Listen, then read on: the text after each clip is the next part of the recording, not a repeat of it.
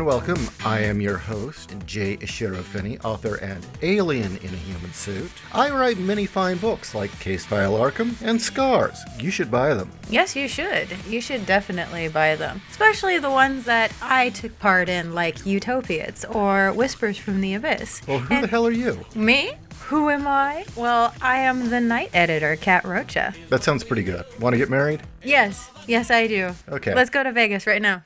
As we all know, everyone's jizzing their jeans over the new Ghostbusters trailer. The Guardian gave it 1 star, and it's pissing off all the right people, which honestly is a very good sign. It is a very good sign. It gives me, well, I want to have. But at the same time, the whole Stranger Things, Steven Spielberg vibe to it gives us both cause for concern. Just a tad. So we are going to do a trailer review, and then we'll discuss it afterwards. Now, I've seen the teaser trailer, but I have not seen this trailer. The teaser trailer gave me hope, but I have heard rumors, and I fear. All right, and we go. Wait, did that kid have a proton pack?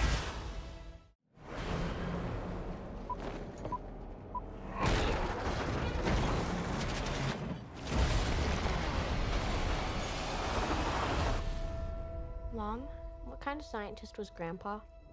So is that Janine's kid then? I mean, that's kind of cool if that's Janine's kid, because I know that this is Egon's grandchildren. I found it in my living room. Wait a minute. This thing is real? Somehow, Okay. a town that has no fault lines is shaking on a daily basis. Well, that's fine. Are What you is near a that? volcano? Maybe it's the apocalypse. Oh my god.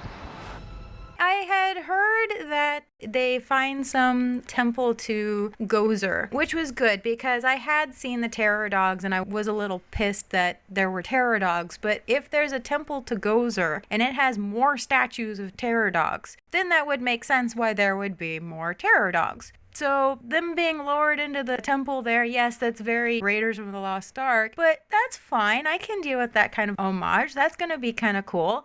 This isn't a mine. It's a gateway. Damn it. And now we have little baby Stay Puffs. And I gotta admit, I have my doubts. here's our toy commercial. Not playing with the trap, which, by the way, what spawned us watching this trailer was that my trap arrived today. And I've just been giggling like a schoolgirl ever since, dancing around like I have to go to the bathroom, eager to be able to start kitting it out and making it look like it's a screen model instead of a piece of plastic. But it's like being a kid getting something that you wanted from your childhood. So Ishi threw me in front of the computer and said, no, we're watching this trailer and we're doing this review. And it's like, no, with the success and lost revenue of Baby Groot, with the success and yet lost revenue of Baby Yoda. So what is it that this company is doing? They're like, damn it, we're going to capitalize on something for once. And what do we have? Little baby Stay Puft Marshmallow Men. If we are in a world where Ghostbusters 1 and 2 happened, where the world was saved from the apocalypse twice by these men, first off, it appears everybody's forgotten that yet again. But secondly, you would think that the Stay Puft Marshmallow Company would have immediately changed their mascot, since it was their mascot who was the bringer of the apocalypse. Why would they keep that mascot on their packaging in order for these little guys to pop out? Well, this does another thing that kind of worries me. The first one is such a classic. Don't lean too hard on it. The first one wasn't meant for kids. That's what everybody forgets. The second film, the real Ghostbusters cartoon, which was great. I'm not bashing that cartoon. But everybody forgets the Ghostbusters weren't for kids. This is definitely getting the Stranger Things for kids vibe, and I just see these little marshmallow men, and all hope I had is lost, honestly. Yeah, I'm kind of getting a Gremlins and Goonies vibe from this. You know what? The fucking Mugwais, yes, they were cute, but they still had teeth. It's like rabbits. They're cute unless you piss them off. What are these little marshmallow men going to do? Let's keep going. That is a scene in Gremlins. Yeah, but Gremlins were tearing shit up and ripping things apart. And killing people. And killing people, or at least attempting to. No, they killed people in the first. Oh, that's true.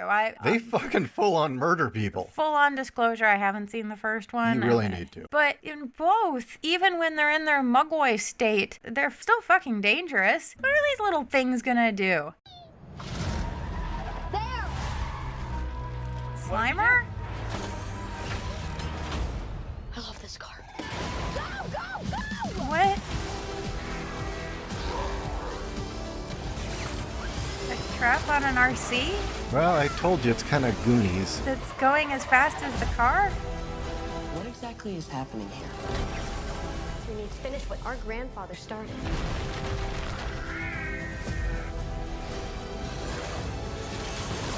And he's pissing me off. I don't know why. All right. Yeah. His character is obviously there for the kids to play off of. He's the dumb adult who actually believes them. Now this part's funny. I'll admit that's funny because that's a great reference to Lewis. So out of the entire trailer, I only saw one thing that made me smile.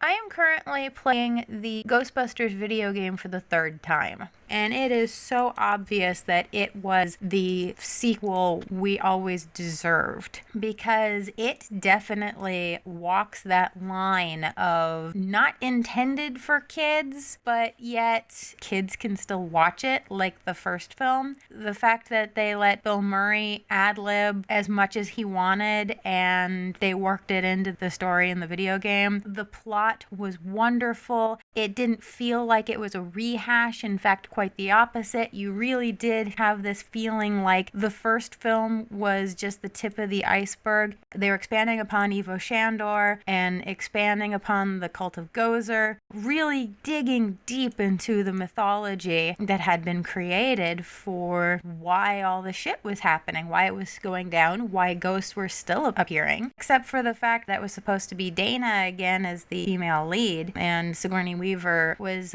too high in her britches to come back. Basically, the script, the plot, the everything for another movie was right there. Or if you did want to make it, quote, the next gen, which I understand because Harold Ramis is gone, go with the fact that the video game ended with the original idea, which was they would start franchises. And franchises of Ghostbusters would start popping up all across the country. Why not continue that? Why do I have to watch some 12 to 15-year-olds who are barely learning how to pop their pimples correctly, swinging around proton packs that a grown man had a hard time lifting, let alone one of these snot-nosed brats? Talking about how heavy the proton packs were, and we see that little girl running around with... Yeah, oh, right there on that trailer. What the fuck is this?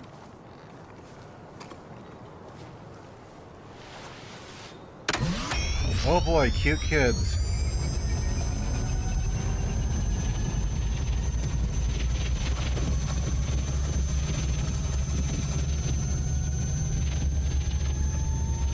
Okay. Again, how is she able to lift that thing? She looks like she can barely lift a taco, let alone a fucking proton pack. She's skinny as a fucking rail.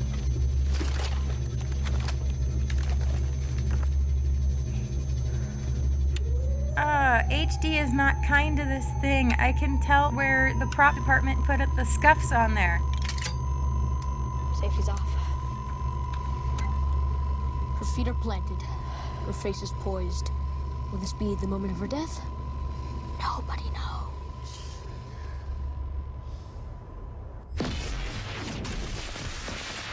It's really bad when I'm looking at this prop and thinking I've seen better ones at Comic-Con by fans who've built their own. And it's so obvious that thing is made out of plastic. Oh my god. I hate this kid. That is the best thing I've ever seen. No. No, this is stupid. This is stupid. Did I hit it? How the fuck are you lifting that goddamn thing? He didn't hit it! He destroyed it! That is a pale attempt at blowing up the poor maid's cart, and you see all the flaming toilet paper. Is this kind of stupid. No, it's not kind of stupid. It really is stupid. Or like a possum. There! Is that a Free floating metal muncher. Definitely class 5. Okay, what do we do? Let's get him. Why is that kid wearing those goggles? Do they even know what those goggles did? It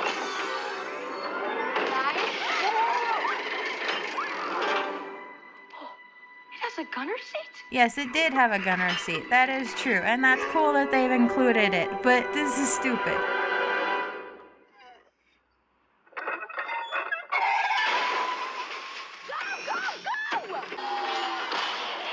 I'm noticing also that these kids are not doing wanton property damage and destruction. How much property damage did the Ghostbusters inflict? That was part of the problem, is they were just as harmful as they were helpful. In fact, I loved that in the video game they brought that up. I wish that they had been able to develop it more, but I think they ran out of time. I don't know.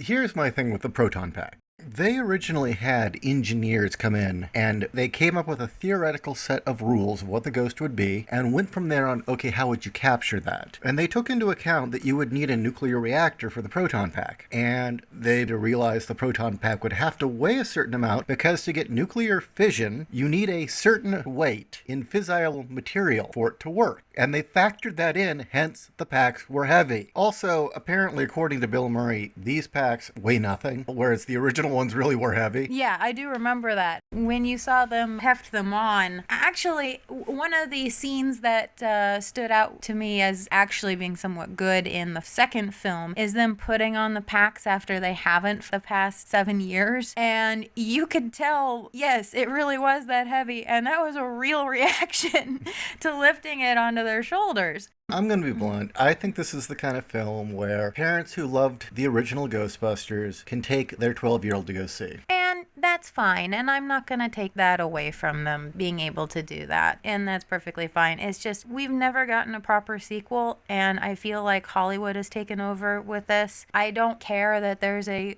girl who's taking up the mantle. That's perfectly fine. I actually was okay with in the futuristic Ghostbusters cartoon. Extreme. Extreme. It was the Thank 90s. You. It was when the everything 90s. was extreme.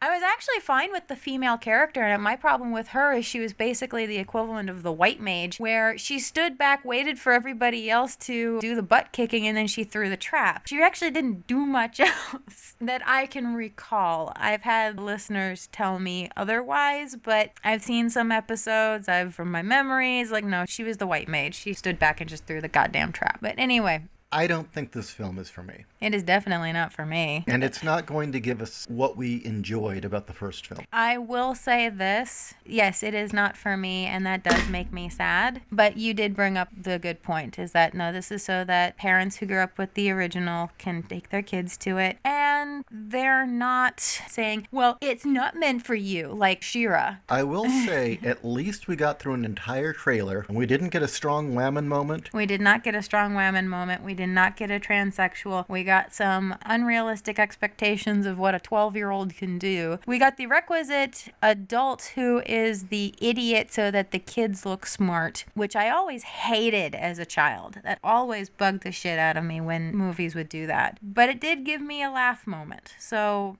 Hey. Final verdict? Hear me out when I give my answer. It's going to be probably like The Force Awakens in that it is so full of nostalgia and happy, fun, feel-good moments and moments that just make you feel all warm and fuzzy for the original. You won't realize when you get done with it that it's a packing peanut and has little substance to it. And that's fine. My final judgment, I just don't like watching kids.